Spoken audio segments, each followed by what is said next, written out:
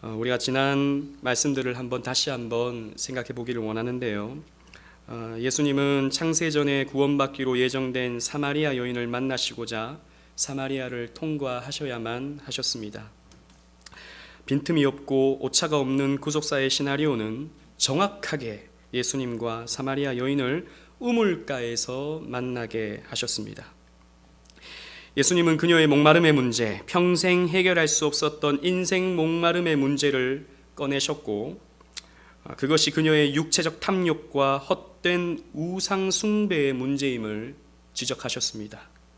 그리고 그 문제를 해결하는 방법이 영과 진리로 예배하는 것이라는 것을 예수님께서 가르쳐 주셨습니다.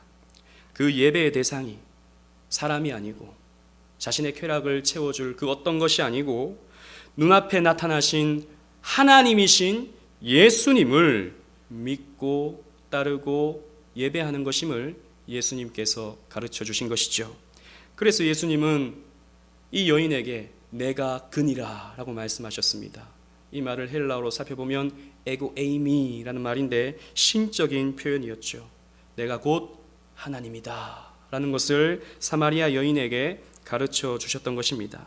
이 말을 들은 여인은 물동이를 버려두고 동네로 들어가 와서 보라, 이는 그리스도가 아니냐라고 예수님을 전하게 되었고, 동네에 적지 않은 사람이 이 여인의 말을 듣고 예수께로 모이고 있었습니다.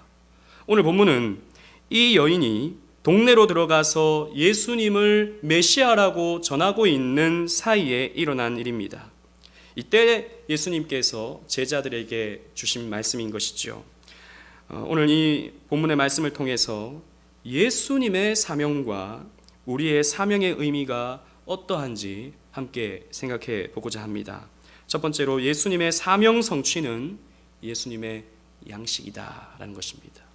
다르게 표현하면 예수님의 양식은 예수님의 사명을 성취하는 것이었다라는 것입니다. 우리 31절로 34절 말씀을 함께 낭독하도록 하겠습니다. 시작.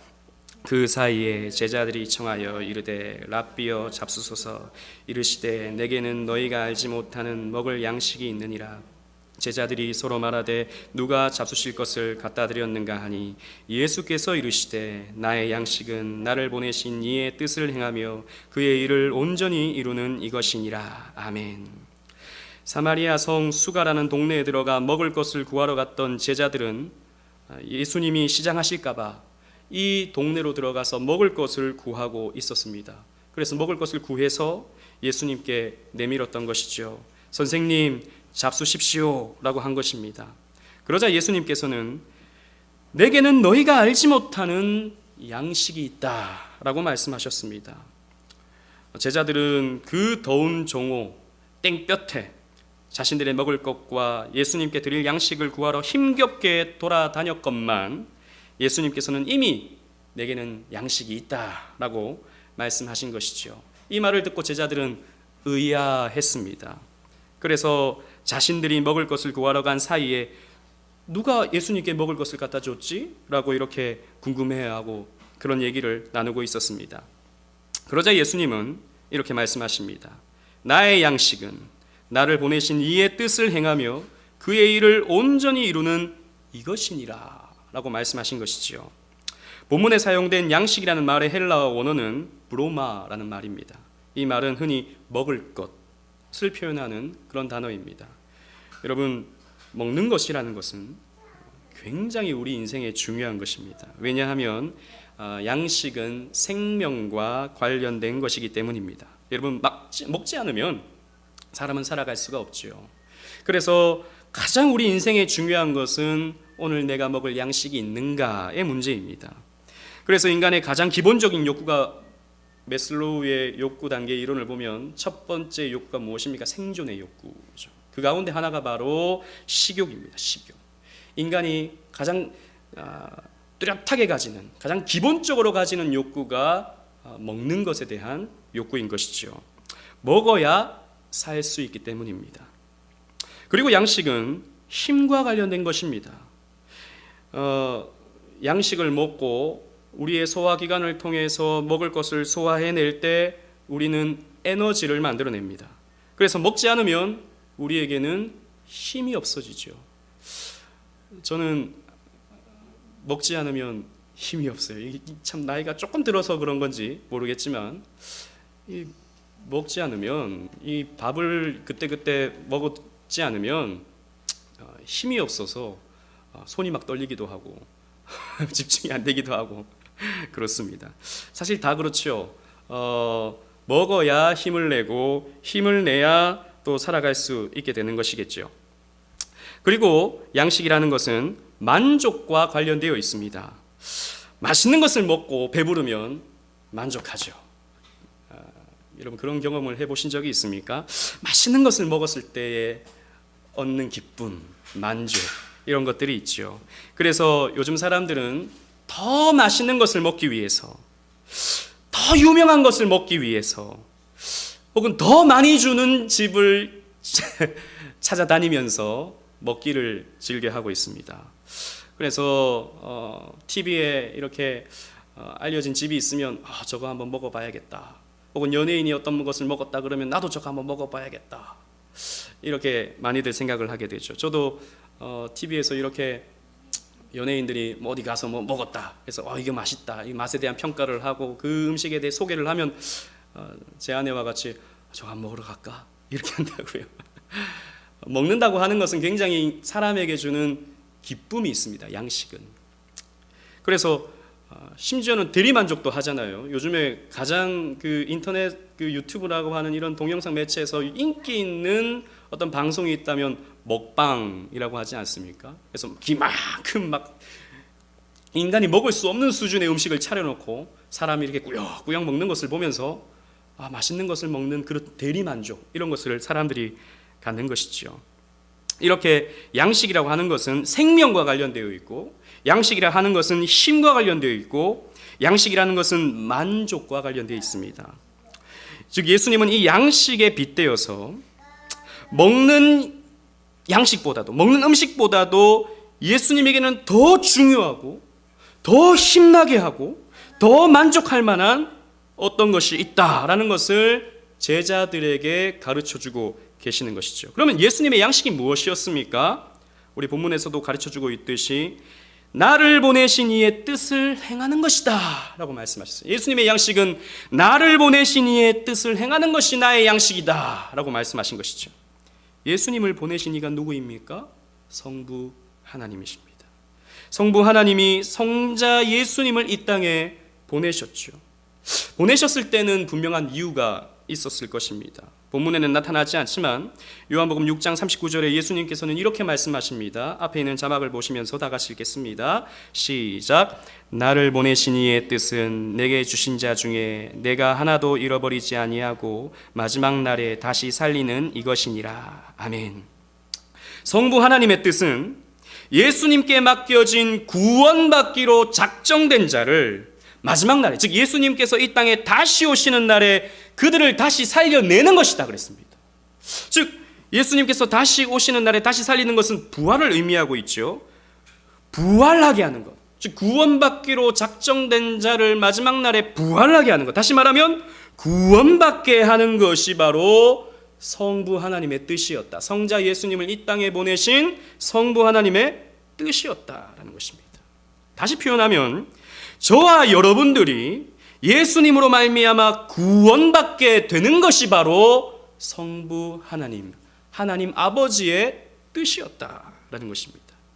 예수님은 저와 여러분들을 구원하시기 위하여 이 땅에 오셨고, 우리의 구원을 가장 중요하게 생각하셨고, 우리의 구원을 통해서 가장 만족하신다라는 것이죠. 이게 바로 예수님의 양식, 예수님의 사명이었습니다. 또 본문에 보면 예수님의 양식은 그의 일을 온전히 이루는 것이다 라고 말씀하셨어요. 그의 일은 당연히 성부 하나님께서 성자 예수님께 맡기신 일이겠죠. 이 일을 온전히 이루는 것이다 그랬습니다. 이 온전히 이루다라는 말의 헬라어를 살펴보면 텔레이오라는 말입니다. 이루다, 끝내다 라는 뜻을 가지고 있는 단어입니다. 이 말에서 파생된 말이 테텔레스타이라는 말입니다. 여러분 한 번쯤은 들어보셨을 것입니다. 테텔레스타이, 언제 이 말이 성경에 기록되고 있습니까? 어디서 표현되고 있습니까? 예수님께서 십자가에서 말씀하신 것, 다 이루었다라는 그 말입니다. 우리 다 같이 한번 읽어보겠습니다. 요한복음 19장 30절 시작. 예수께서 신포도주를 받으신 후에 이르시되 다 이루었다 하시고 머리를 숙이니 영혼이 떠나가시니라. 아멘. 예수님께서 십자가를 지시고 다 이루었다, 다 갚았다, 온전히 이루었다 라고 선언하신 것이 바로 예수님께서 성부 하나님의 뜻을 온전히 이루신 것이라는 것입니다. 예수님은 이 하나님의 일을 온전히 이루시기 위해서 십자가를 지셨고 피 흘리셨고 우리를 위해 저주와 심판을 받으시며 우리에게는 그분께서 획득하신 그 아버지의 뜻을 다 순종해 내심으로 획득하신 그 의를 우리에게 전가해 주시는 것이 예수님에게는 가장 중요한 일이며 가장 힘이 나는 일이며 가장 만족되는 일이었다라는 것입니다. 이것이 예수님의 양식이었다라는 것이죠. 그래서 예수님이 오시기 전 600년 전에 이사야 선지자는 앞으로 되어질 일들을 이렇게 예언합니다. 이사야 53장 11절은 여러분 우리가 잘 알듯이 이사야 53장은 예수님의 순환을 예언한 이사야 선지자의 표현이죠. 거기에서 예수님에 대해서 이렇게 기록하고 있습니다. 우리 이사야 53장 11절 시작. 그가 자기 영혼을 수고한 것을 보고 만족하게 여길 것이라. 나의 의로운 종이 자기 지식으로 많은 사람을 의롭게 하며 또 그들의 죄악을 친히 담당하리로다. 자기 영혼에 수고한 것을 보고 예수님께서는 만족하신다라는 것이죠. 십자가에 달리셔서 그 극심한 고난을 이겨내실 수 있었던 이유가 그 물과 피를 흘리시면서도 기꺼이 그 십자가를 지셨던 이유가 만족하셨기 때문이다. 왜? 그 십자가로 말미암아 많은 사람을, 자기의 사람들을 의롭게 하며 그들의 죄악을 친히 담당하여서 구원할 수 있기 때문에 예수님께서는 기꺼이 그 하나님의 뜻을 순종해 내셨던 것입니다. 이것을 위해 예수님은 이 땅 가운데 오신 것이죠. 저 하늘 보좌를 버리시고 이 땅 가운데 오신 것입니다. 이 십자가로 저와 여러분들을 구원해내는 것이 예수님의 양식, 예수님의 사명이었다는 것이죠. 그러기에 자유주의자들의 주장처럼 혹은 간디와 같은 사람들의 주장처럼 예수님은 단순히 이 땅에 인류애적인 가르침을 주기 위해 살았던 위대한 성인이다라는 주장은 틀린 말입니다. 예수님은 그저 마호메처럼 공자처럼 맹자처럼 좋은 가르침을 준 위대한 선생, 그런 분이 아닙니다. 그런 것을 위해 이 땅에 오신 분이 결코 아니다라는 것이죠. 예수님은 오늘날 부와 형통의 복음을 따르는 사람들이 주장하는 것처럼 이 땅에서 우리를 건강하게 만들고 그저 이 땅에서 잘 살도록 만들어주는 그런 웰빙 설계사가 아닙니다, 여러분. 예수님은 우리의 죄를 해결해 주시고 우리의 영혼을 구원하시기 위하여 이 땅에 오신 우리의 구세주이십니다. 이 사실을 우리가 믿어야 된다는 것이죠. 이 예수를 우리가 나의 주로 고백하고 우리를 구원하신 삼위 하나님께 예배할 때에 예수님의 사명이 성취되는 것입니다. 예수님께서 힘이 나시는 거예요. 만족하시는 거예요. 그게 예수님의 존재 목적이 되는 거예요. 가장 만족하시는 모습이 되는 것입니다. 우리가 그렇게 예수님을 알고 믿고 예배하는 것이 말입니다. 그리고 오늘 본문이 주는 두 번째 가르침은 우리의 사명 수행은 예수님의 기쁨이 된다는 것입니다. 예수님도 사명이 있으셨고 예수님 안에 있는 저와 여러분도 사명이 있고 그 사명을 수행할 때 예수님은 기뻐하신다는 것이죠. 우리 35절로 38절 말씀 좀 길지만 우리 다 같이 한번 읽어보도록 하겠습니다. 시작. 너희는 넉 달이 지나야 추수할 때가 이르겠다 하지 아니하느냐. 그러나 나는 너희에게 이르노니 너희 눈을 들어 밭을 보라. 희어져 추수하게 되었도다. 거두는 자가 이미 삭도 받고 영생에 이르는 열매를 모으나니 이는 뿌리는 자와 거두는 자가 함께 즐거워하게 하렵니다. 그런즉 한 사람이 심고 다른 사람이 거둔다 하는 말이 옳도다.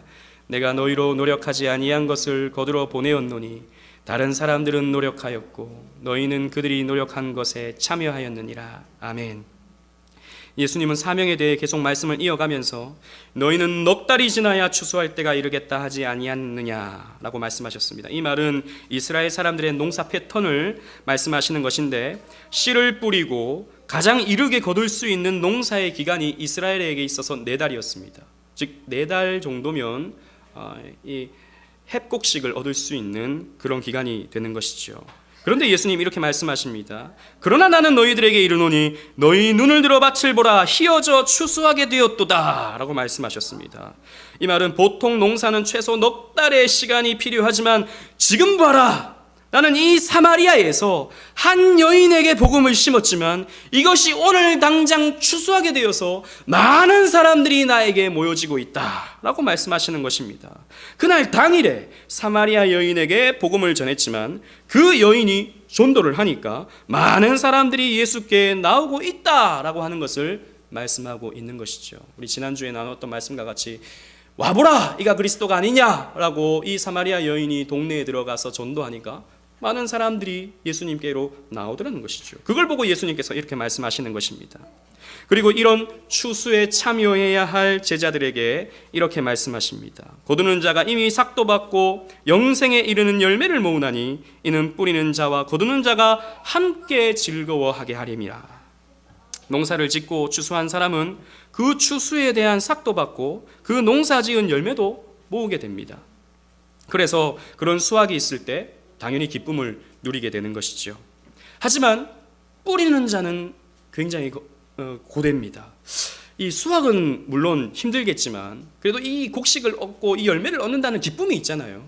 그러나 뿌리는 자는 걷는 게 아니기 때문에 오랜 시간을 기다려야 되기 때문에 굉장히 힘들죠. 고통스럽죠. 뜨거운 햇볕을 이겨내야 하고 피곤함과 싸워야 하는 것입니다. 그래서 기쁨은 거둘 때 얻는 것입니다. 그런데 오늘 본문에서 예수님께서 말씀하시는 것은 무슨 말씀이냐면, 내가 뿌렸다, 내가 복음의 씨앗을 이 땅에 뿌렸다, 그리고 나의 공생애를 통해서 이 씨앗은 뿌려질 것이다. 그러나 거두는 것은 너희들이 할 것이다. 너희들이 거두어 드릴 때에 너희들만 기쁜 것이 아니라 나도 기쁠 것이다 라고 예수님께서 말씀하고 있는 것입니다. 우리는 보통 내가 뭔가 열심히 해놓고 다른 사람이 그것을 이득을 얻을 때 배가 아프죠. 당연한 것 아니겠습니까? 제주는 곰이 부리고 돈은 뭐 누가 얻는다고. 열심히 한 사람 따로 있고 또 그것을 통해서 뭔가 이익을 얻는 사람 따로 있으면 배가 아프죠. 질투가 나죠. 화가 납니다. 그러나 예수님은 그렇지 않습니다.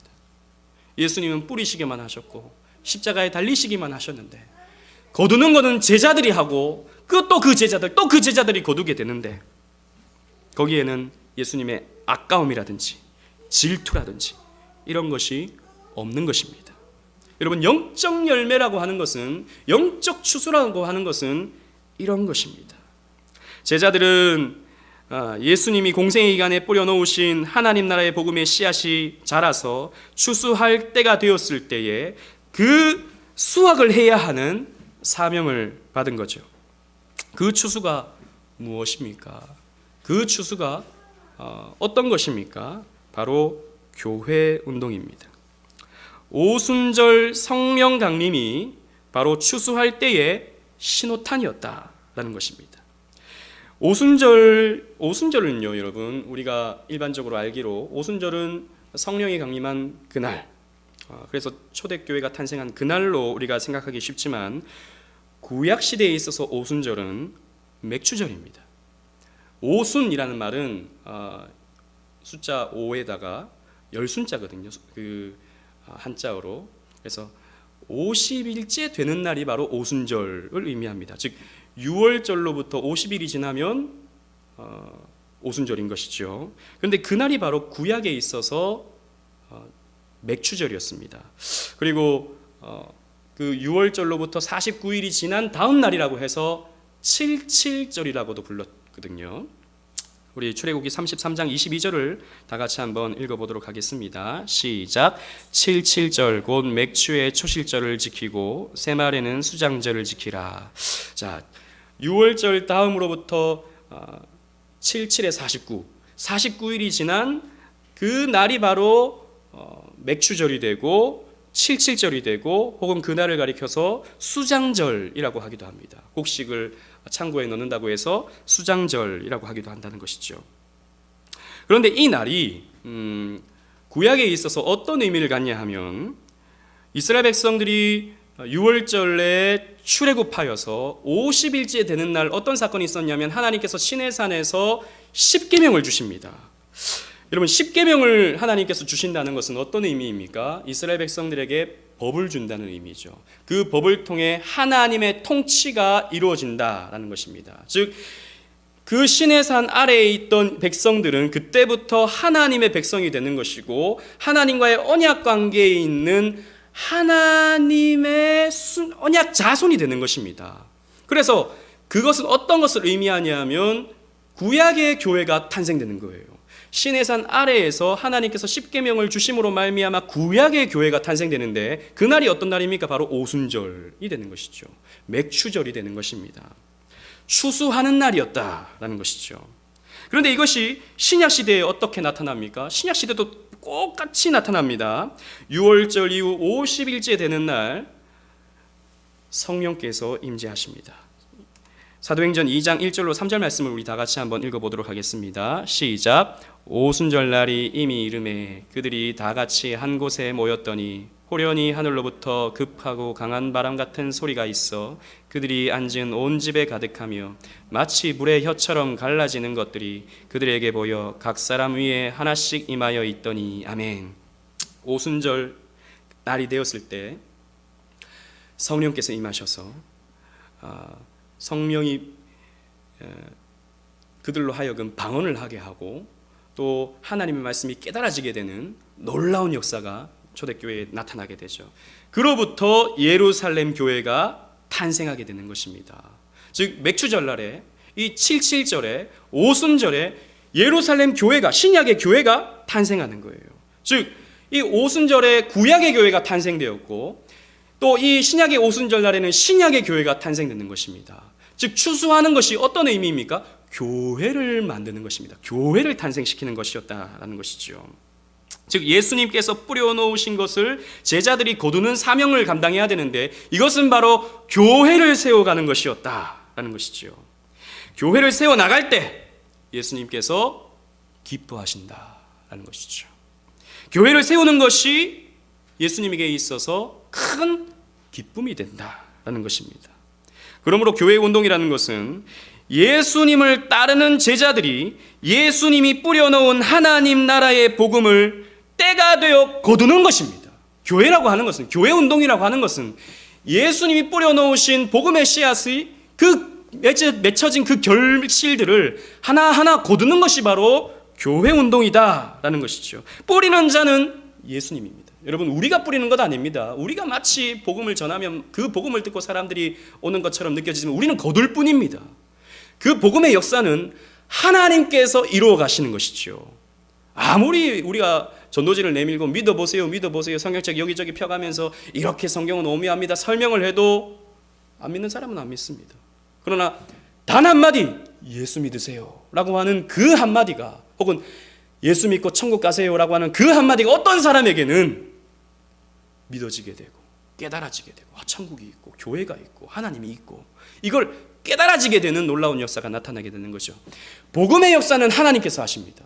우리는 다만 그런 사람들을 확인하는 거죠. 당신은 복음을 받았습니까? 복음이 믿어집니까? 확인을 하고 교회의 회원으로 받아들이는 것이죠. 그것이 바로 우리 교회의 할 일인 것입니다. 아무튼 교회는 그런 사람들을 모으는 것입니다. 복음을 듣고 복음으로 반응하고 있는 사람들을 만나서 교회로 모으는 것입니다. 그 교회 운동을 예수님께서 기뻐하시는 것이죠. 그래서 우리는 교회를 바른 말씀으로 힘있게 세워가야 하는 사명을 받았습니다. 저와 여러분들, 교회를 섬기고 있는 저와 여러분들은 교회를 힘있게 세워가는 그래서 예수님을 기쁘게 하는 사명을 받았다라는 것입니다. 교회를 세우지 않는 사명을 받지 않은 사람은 없어요. 교회를 뛰어넘는, 그래서 하나님과 직접 교제하겠다라고 하는 사람은 이상한 사람들입니다. 하나님은 교회라고 하는 이 땅에 세워둔 이 공동체를 통해서 하나님을 만나기를 기뻐하시는 것이죠.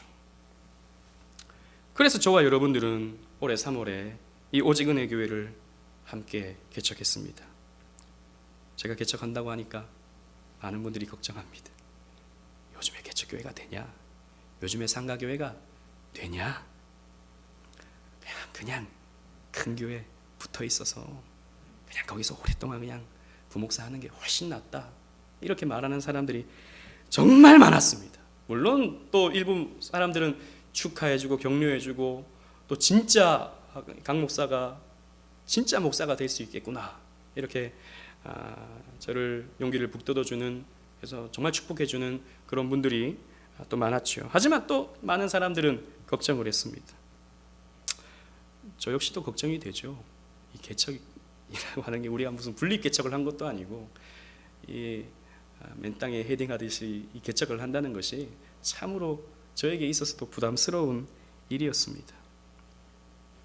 그런데 하나님께서 개척을 하자 여기저기서 한 사람 보내주는 것을 저와 여러분들이 다 보지 않았습니까? 정말 신기한 것은 저희가 뭐 연락해서 꼭 좀 와주세요 혹은 오세요라고 해서 온 사람이 별로 없어요.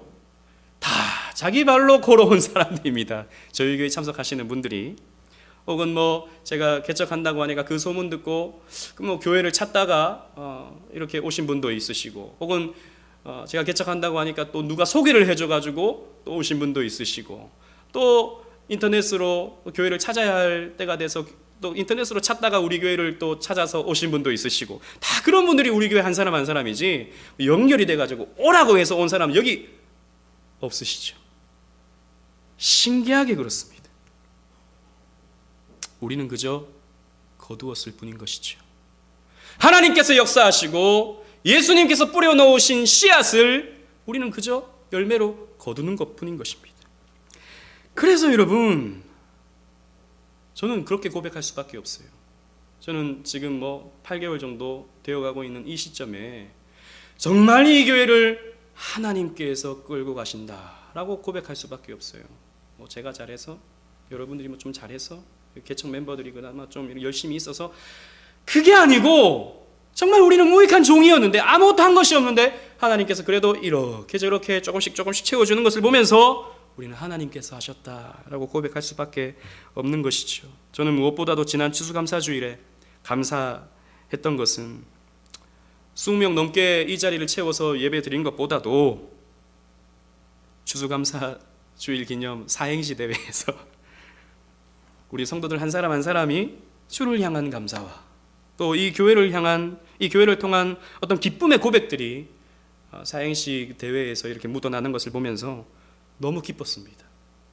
그냥 이 자리에 앉아 있는 것보다도 이 사람 마음속에 하나님이 있고 이 사람들 마음속에 우리 교회가 있다라고 하는 것을 저는 조금 느꼈거든요. 그래서 제가 우리 카페에도 글을 올렸지만 우리 성도들 마음 가운데 우리 교회라고 하는 마음이 조금씩 자리 잡아가는 것 같아서 저는 정말 너무 기뻤습니다. 그래서 여러분 이 시간에 그런 사행시 대회에 나왔던 것들 좀 소개하고 싶어요. 우리 다빈 씨가 이제 교회 나온 지가 한 6개월 정도 되는데, 그래서 우리 교회에서 지금 학습을 받고 이제 또 6개월 후에 세례를 받아야 되는데 1등을 했는데 이렇게 고백합니다. 그래서 추수할 때를 기다려 주신 하나님 아버지, 수확의 계절인 가을에 다들 풍성한 열매를 거두기를 원합니다. 감사함으로 우리의 전생애를 돌아보게 하시고 사랑으로 돌보아 주세요.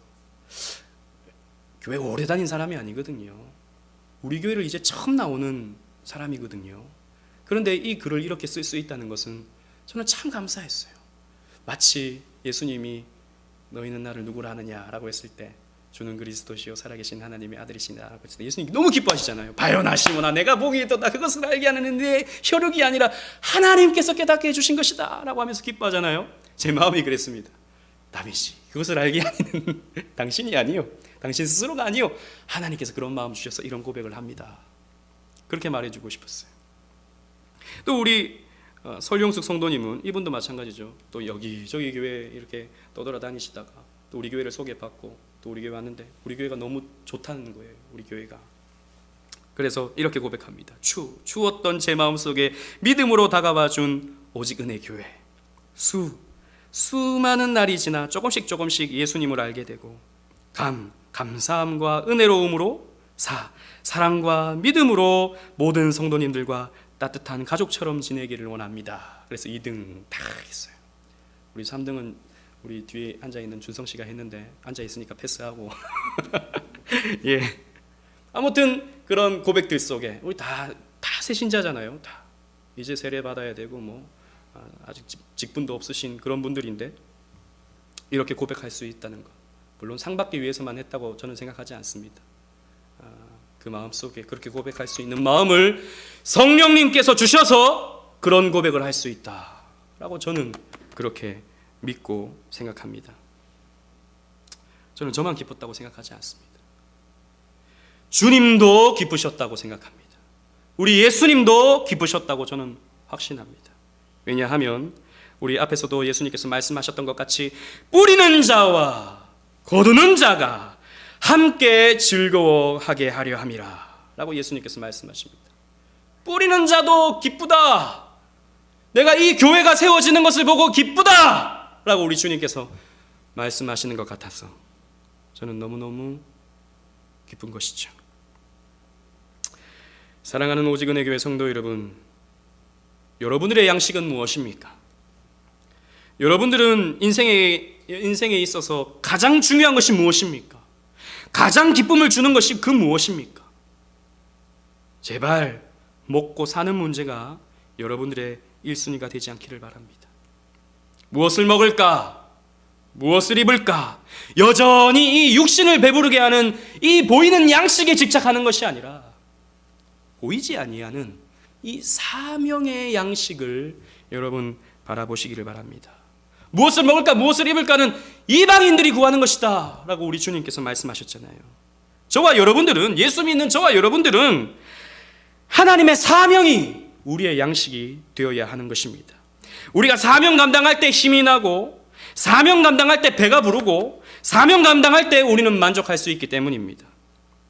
이 땅의 음식은 먹을 때는 너무 기쁘죠. 먹을 때는 너무 맛있죠. 저는 특히 밤에 먹는 게 너무 맛있어요. 밤에 먹는 게, 특히 밤 10시 이후에 먹는 게 너무 맛있어요. 낮에는 별로 맛이 없는데 밤에 먹는 거 왜 그렇게 맛있는지 모르겠어요. 근데 먹고 나면 후회하죠. 먹지 말아야 되는데, 또 이 먹어가지고 이 배부름 속에서 잠을 자야 되는 것인가. 괴롭죠. 또 자꾸 나오는 배를 보면 한심하기도 하고. 그러나 영의 양식은 다릅니다. 이 사명의 양식은 다릅니다. 먹으면 먹을수록 낮에 먹고 밤에 먹고 상관이 없습니다. 힘이 나고 기쁨이 있고 만족이 되는 것입니다. 그렇기 때문에 우리가 바라봐야 되는 양식은, 우리가 먹어야 되는 양식은 이 땅에서 우리를 배부르게 하는 육의 양식뿐만 아니라 사명의 양식을 먹어야 되는 것입니다. 그렇다면 우리의 사명의 양식은 무엇입니까? 저와 여러분들은 이 교회를 튼튼히 세워가는 것입니다. 여러분들이 섬기시는 교회를 튼튼히 세워가는 것입니다. 우리는 부지런히 나아가서 거두어 드려야 하는 것이죠. 아직 이 세상이 존재하는 이유가 무엇입니까? 여전히 365일이 돌아가고 2018년이 지나가고 2019년이 다가오는 이유가 무엇입니까? 여전히 이 우주가 이렇게 존재하고 있는 이유가 무엇입니까? 아직 구원받기로 작정된 자들의 수가 채워지지 않았기 때문입니다. 하나님께서 작정해 두신 구원자의 숫자가 채워지지 않았기 때문에 여전히 이 우주는, 여전히 이 시공간은 존재하는 것이죠. 그 수를 채우기 위해서 하나님은 이 김포 땅에, 이 고촌에 오직 은혜 교회를 세우신 것입니다. 그래서 우리는 부지런히 이 땅에 추수를 해야 되는 것이죠.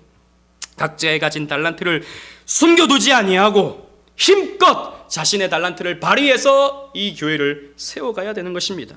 뿐만 아니라 이 교회가 튼튼히 세워지는 것에 만족할 것이 아니라 이 교회가 조금 더 성장하면 분립하여 또 다른 교회를 개척하고, 또 이 대한민국뿐만 아니라 또 세계 곳곳에 아직 복음을 듣지 못한 곳에 선교사를 파송해서 그곳에 또 교회를 세워가야 하는 것이 저와 여러분들의 사명인 것입니다. 이 사명 감당하기 위해서 우리는 6일 동안 열심히 일하고, 열심히 가정을 돌보고, 열심히 밥 먹고, 열심히 자녀 키우고, 열심히 살아가는 것입니다. 이 사명 감당하기 위해서 말입니다. 무엇을 먹을까? 무엇을 입을까?